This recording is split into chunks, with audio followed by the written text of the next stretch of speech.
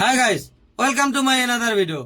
আপুনি মই ভ্ৰমণ কৰা সকলোতকৈ সুৰক্ষিত বিমান সংস্থাটোৰ নাম আপুনি জানেনে?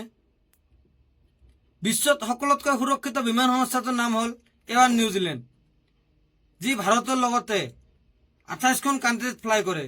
Australia, China, Hong Kong, Japan, Singapore, South Korea, Taiwan, Malaysia, Philippines, Thailand, Vietnam, Canada, New York, San Francisco, London, France, Germany, Italy, Spain, Greece, Netherland, Dubai আদিবোৰ দেশত ফ্লাই কৰে। আজিৰ পৰা প্ৰায় 90 বছৰ আগৰ কথা। 1936 জানুৱাৰী মাহত ইষ্ট কোষ্ট এয়াৰৱেজ আৰু কুক ষ্টেট এয়াৰৱেজে একেলগে হৈ ইউনিয়ন এয়াৰৱেজ অফ নিউজিলেণ্ড আৰম্ভ কৰে।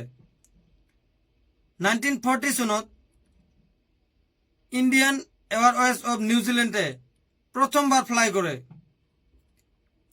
1961 তাছমান ইম্পেয়াৰ এয়াৰৱেজ লিমিটেড সংক্ষেপে TEAL মালিকী সত্তা কিনি লয় নিউজিলেণ্ড চৰকাৰে। তাৰ পিছত 1965 চনত সেই ইউনিয়ন এয়াৰৱেজ অফ নিউজিলেণ্ড নামটো পৰিৱৰ্তন কৰি এয়াৰ নিউজিলেণ্ড নাম ৰখা হয়।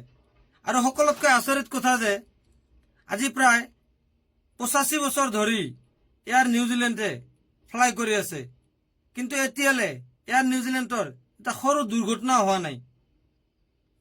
ধন্যবাদ।